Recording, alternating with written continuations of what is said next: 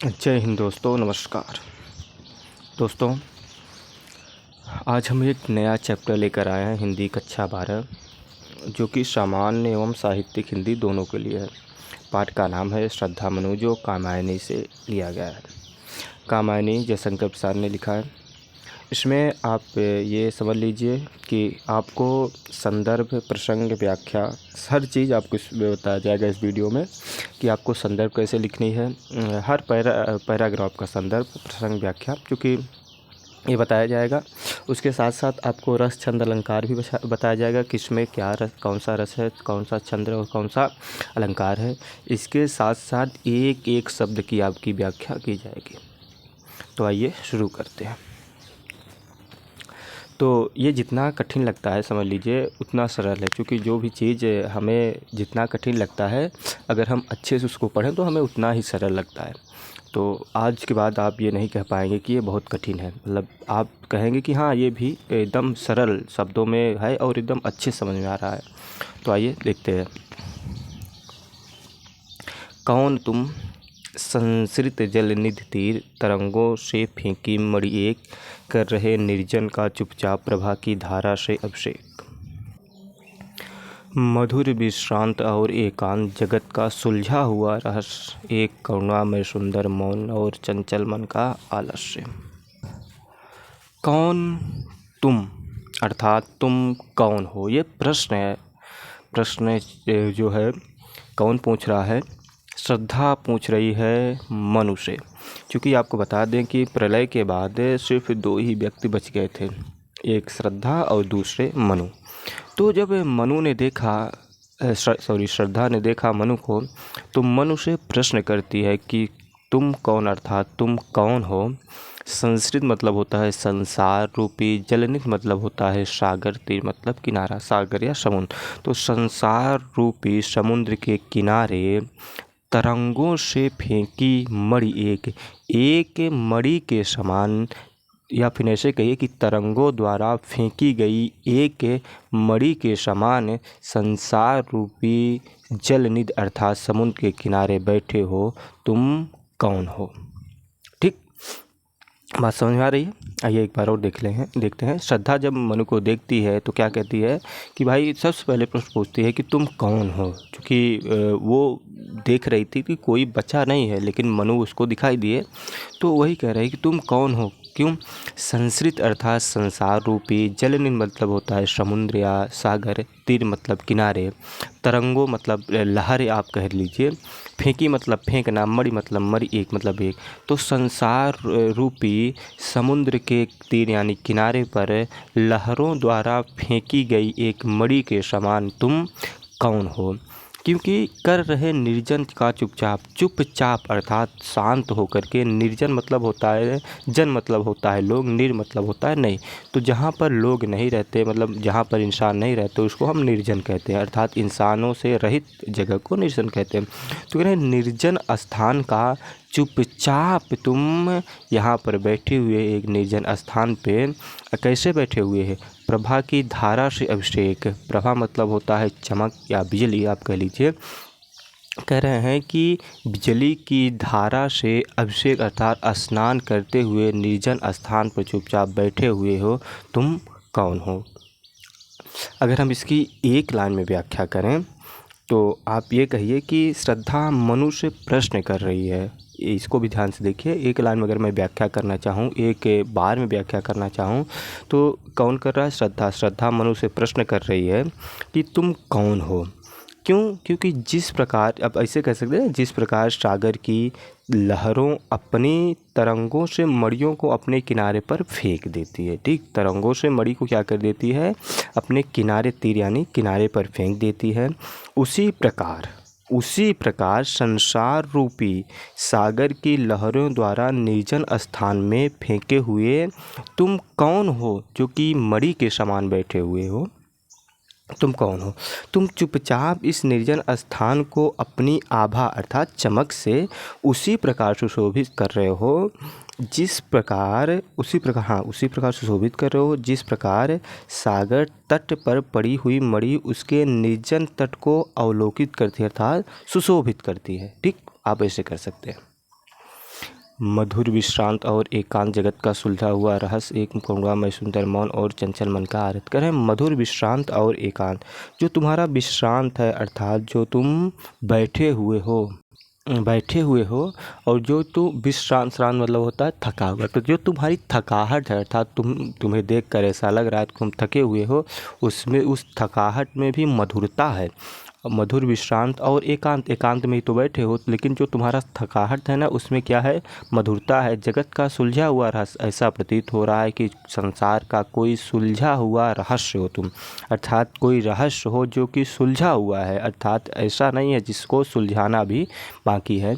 कह रहे एक करुणामय सुंदर मौन और चंचल मन का आलस। कर रहे हैं तुम्हारा जो मौन है अर्थात तुमने जो मौन धारण कर रखा है, क्योंकि वो पूछ रही हैं फिर भी वो बोल नहीं रहे, तो ये कह रही तुमने जो मौन धारण कर रखा है वो कैसा है, करुणामय है, अर्थात वह तुम्हारा मौन भी बड़ा ही सुंदर लग रहा है, बहुत ही अच्छा प्रतीत हो रहा है। और चंचल मन का आलस, और तुम्हारा जो चंचल मन है अर्थात चंचल रूपी मन है, जो मन तुम्हारा कैसा है, चंचल है लेकिन वह आलस्य से घिरा हुआ है। तुम्हारा मन तो चंचल है लेकिन वह कैसे है, आलस्य से घिरा हुआ है। ठीक, और अगर इसको हम देखें इसका संदर्भ कैसे लिखना है, तो आप ऐसे लिखते हैं प्रस्तुत पद्यांश हमारी पाठ्य पुस्तक हिंदी में संकलित जयशंकर प्रसाद द्वारा रचित श्रद्धा मनु शीर्षक कविता से उद्धृत है। आप इसका संदर्भ लिख सकते हैं। संदर्भ इस प्रकार लिखेंगे। उसके बाद आप अगर प्रश्न इसका लिखना चाहें तो लिख लीजिए। क्योंकि प्रलय के बाद श्रद्धा मनु को निर्जन स्थान में मौन बैठे देखकर, आप यही ना, क्योंकि मौन बैठी है, तो प्रलय के बाद श्रद्धा मनु को निर्जन स्थान में मौन बैठे देखकर उसके बारे में पूछती है। वह मनु के बारे में जानने के लिए उत्सुक है, अर्थात जानना चाहती है कि तुम कौन है। आप यहाँ पर प्रसंग लिख सकते हैं। हाँ, संदर्भ तो नहीं बदलेगा, प्रसंग बदलता रहेगा। अगर इसमें हम भाषा की बात करें तो खड़ी बोली है, शैली प्रबंधात्मक है, अलंकार इसमें हाँ रूपक उत्प्रेक्षा अलंकार हैं, हो गया। अब जो छंद है वो तो श्रृंगार है, सभी में चलेगा, लेकिन अलंकार इसमें रूपक और उत्प्रेक्षा है। आइए आगे देखते हैं। सुना यह मनु ने मधु गुंजार, मधुकरी का सा जब सानंद, किए मुख नीचा कमल समान, प्रथम कवि का ज्यों सुंदर छंद। सुना यह मनु ने मधुर गुंजार, जब मनु श्रद्धा पूछ रही है तो जिस प्रकार भौरे की जो मधुर गुंजार होती है, आवाज़ होती है, तो आनंद देने लायक होती है ना, आनंद प्रदान करने वाली होती है। ऐसे करते रहते हैं ना, एक भनभनाहट सी रहती है। तो ही कह रहे हैं कि मनु ने जब मधुर गुंजार सुना, अर्थात यह श्रद्धा की बात जब सुनी, तो श्रद्धा की बात कैसी थी, मधुर थी, अर्थात बहुत ही एकदम सुरीली गुंजार थी।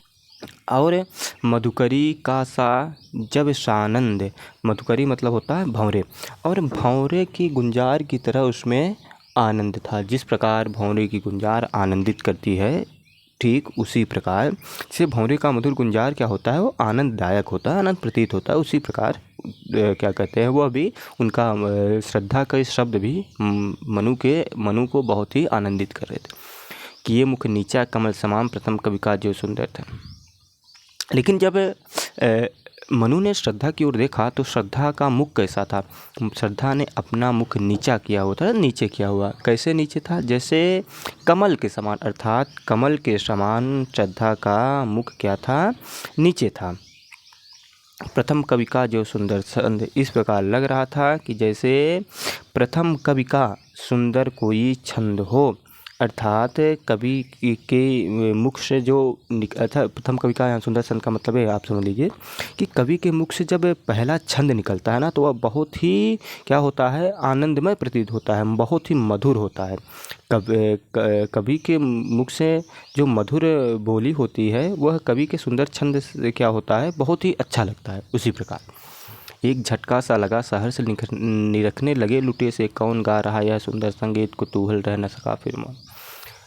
मनु को एक झटका सा लगा, सहर्ष अर्थात हर्ष के साथ मनु भी खुश हो गए, क्योंकि मनु भी बड़े चिंतित थे ना कि यार कोई नहीं बचा। अब इस पृथ्वी पर फिर से सृष्टि का संचार कैसे होगा, सृष्टि का निर्माण कैसे होगा, क्योंकि किसी ना किसी को तो बचना चाहिए, तभी तो होगा। तो मनु भी बड़े क्या कहते हैं दुखी बैठे हुए थे। तो एक झटका सा लगा सहर्ष, मतलब हर्ष अर्थात खुश हो गए, जैसे ही सुने वैसे ही खुश हो गए।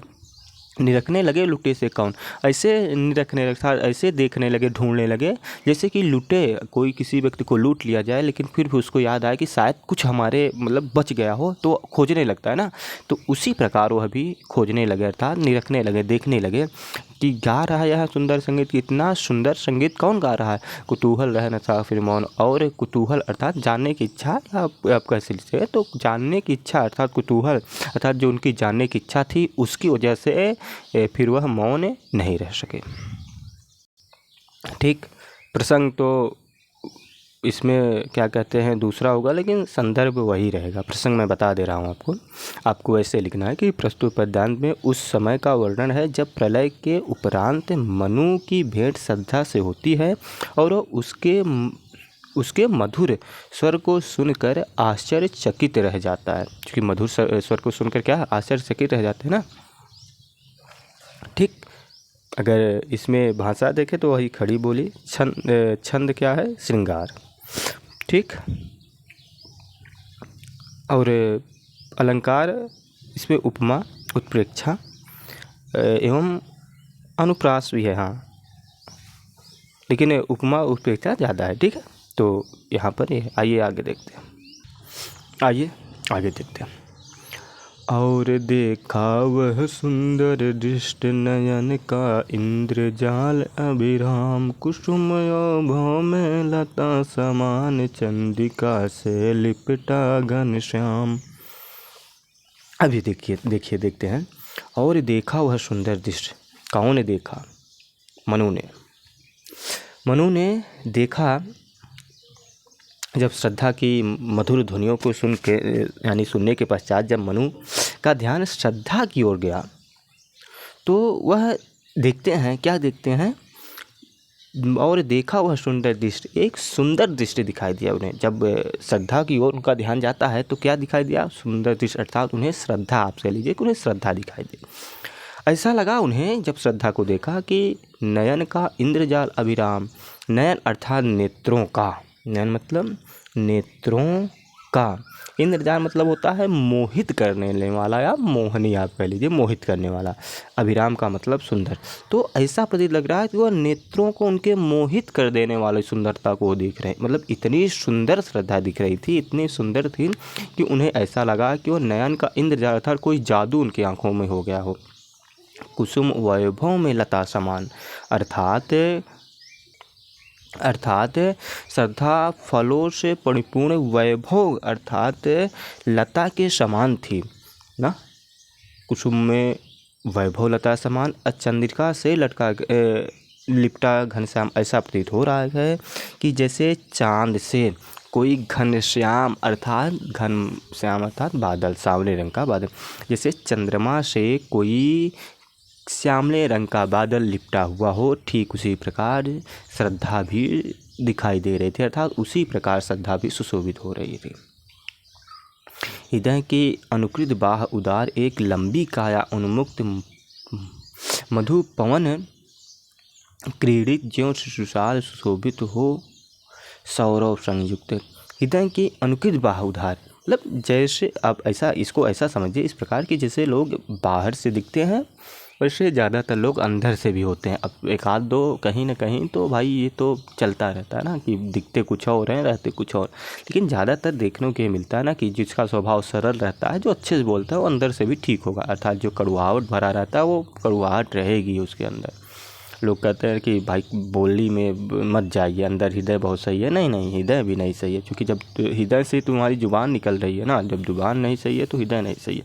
तो ही कह रहे हैं कि हाँ भाई देखते हैं कि हृदय की अनुकृत बाह उदार, कह रहे हैं उनकी बाह उदार अर्थात बाहर और अंदर से देखने में एक ही समान दिखाई दे रही हैं वो, या आपे कहिए हृदय की अनुकृत बाह उदार। उनका जो हृदय था वह कैसा था? उदार एवं विस्तृत था।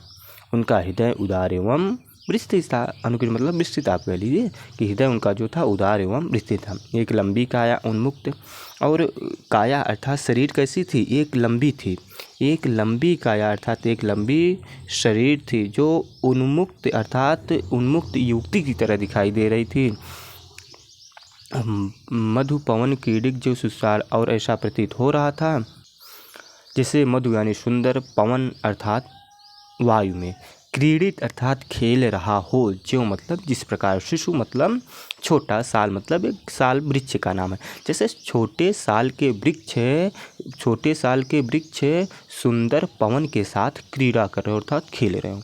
सुशोभित हो सौरभ संयुक्त, इस प्रकार सुशोभित हो रहा था और चारों तरफ अपनी जो प्रकाश है, शोभा है, उसको बढ़ा रहा था। संयुक्त सौरभ हो, सुशोभित हो सौरभ संयुक्त अर्थात चारों तरफ अपनी शोभा को बढ़ा रहा था, अपनी शोभा बिखेर रहा था। अब ऐसा कर लीजिए। मृषिण गंधार देश के नील रोम वाले मेषों के चर्म ढक रहे थे, उसका वह कांत बन रहा था, वह कोमल वर्म। अब देखिए, मृषिण गंधार देश के नील, मृषिल का मतलब होता है कोमल। क्या होता है? कोमल। तो कोमल अब यहाँ पे समझिए पहले, गांधार देश के नील मतलब नीले। अब यहाँ पर रोम वाले मेष, मेष मतलब होता है भेड़। तो आप यहाँ पे पहले दो लाइन एक साथ समझेंगे तब आपको समझ में आएगी ठीक ठाक। तो यहाँ पे कह रहे हैं कि ये मृषि, आप इसको आप छोड़िए पहले। तो गांधार देश के नील, आप कह लीजिए गांधार देश के नील अर्थात नीले, मेष अर्थात भेड़ों के कोमल, अब यहाँ ये कोमल चर्म वाले अर्थात कोमल चर्म वाले गांधार देश के नीले भेड़ों से बने हुए वस्त्र, आप ऐसे कह लीजिए ना, रोम से बने हुए और नीले भेड़ों से बने हुए वस्त्र ढक रहे थे उनका वपुकांत। वपु मतलब, अवकांत का मतलब होता है शरीर, सुंदर शरीर।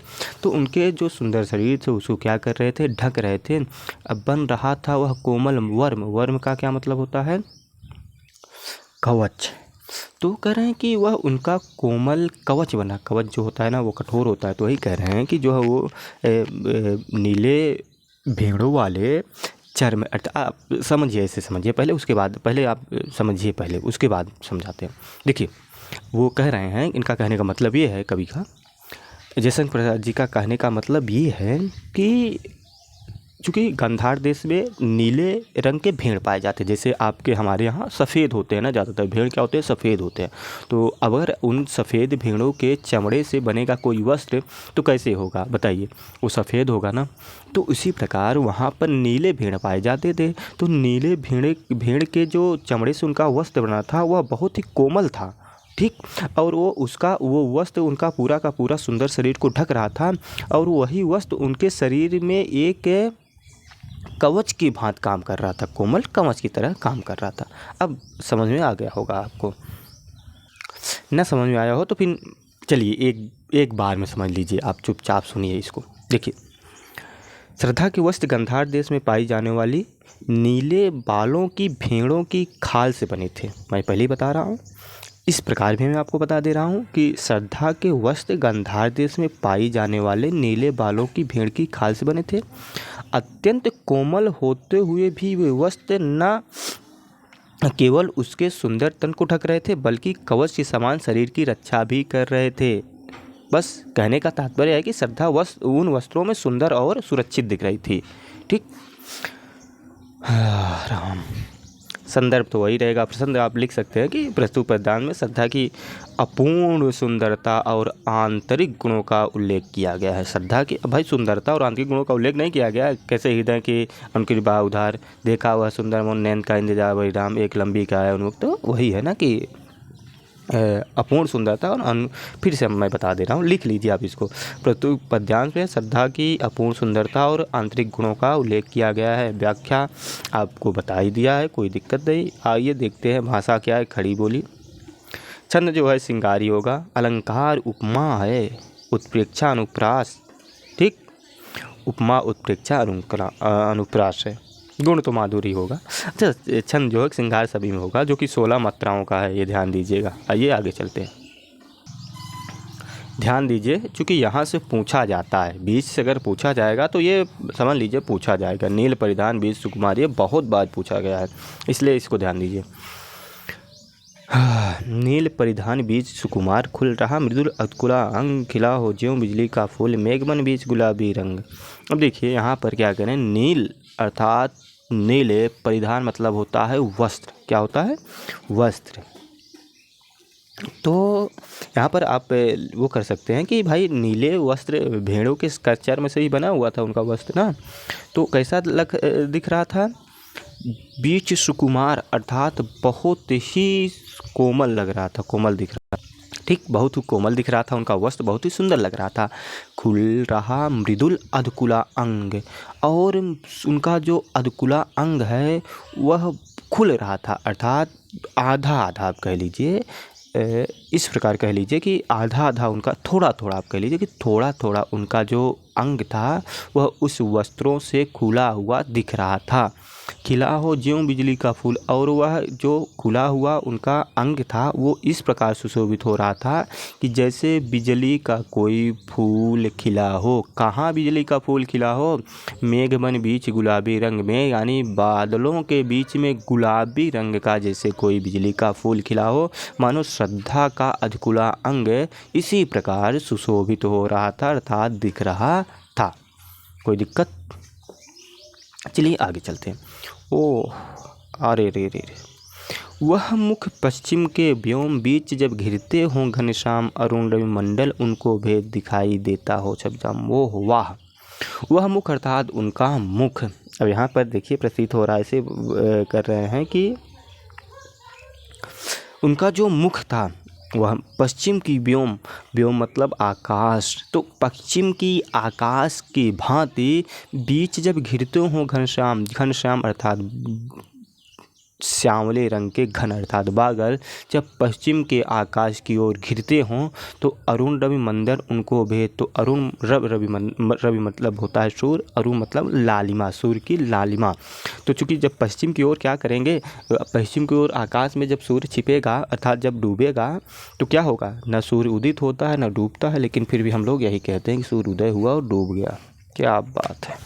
चलिए फिर जब कहते हैं तो कहते रहते हैं, लेकिन यही बात तो सच्चाई है ना कि सूर्य ना उदित होता है और ना ही डूबता है, लेकिन यही फिर भी कह रहे हैं कि सूर्य उदित होगा और डूबेगा। चलिए आइए बात पे आते हैं।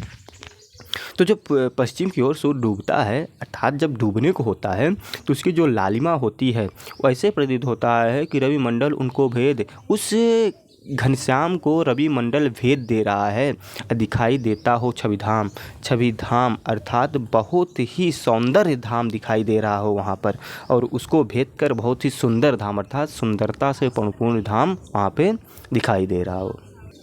ठीक, संदर्भ वही होगा, प्रसंग देख लीजिए। प्रस्तुत काव्यांश में श्रद्धा के रूप का ही तो वर्णन करना है ना, रूप और किसका? सौंदर्य का वाक्य है। तो प्रस्तुत काव्यांश में श्रद्धा के रूप सौंदर्य की तुलना किससे कर रहे हैं? प्रकृति के सुंदर दृश्यों से कर रहे हैं। एक लाइन में, एक अक्षर में बताते हैं, ज़्यादा अच्छा होगा कि प्रस्तुत काव्यांश में श्रद्धा के रूप सौंदर्य की तुलना प्रकृति के सुंदर दृश्यों से की गई है। आप यहाँ पर ये प्रसंग लिख सकते हैं। अगर व्याख्या आपको समझ में आया हो तो ठीक है, नहीं तो एक बार में मैं पढ़ देता हूँ, ठीक है, एक बार में देख लीजिए। मनु के भावों की अभिव्यक्ति करते हुए आप ऐसा लिखेंगे कि प्रसाद जी लिखते हैं कि श्रद्धा भेड़ चर्म के बने नीले वस्त्रों में अत्यंत आकर्षण दिख रही हैं। वस्त्रों के मध्य कहीं कहीं से दिखाई दे रहे उनके कोमल अंग ऐसे प्रतीत हो रहे हैं जैसे वे नीले बादलों के समूह में चमकती हुई बिजली के गुलाबी गुलाबी फूल हों। नीले वस्त्र के मध्य श्रद्धा के लालिमा युक्त तेज मुख को देख ऐसा आभास होता है मानो सांझ के समय अर्थात वही शाम जब डूबता हो ना, तो वही जैसे शाम के समय बादलों को देखकर चारों ओर लाल किरणें बिखेर देती हैं। सूर्य अर्थात सूर्य शोभामान हो जाता है। भाषा खड़ी बोली, रस वही श्रृंगार, अलंकार उत्प्रेक्षा और रूपक। ठीक, आइए आगे देखते हैं।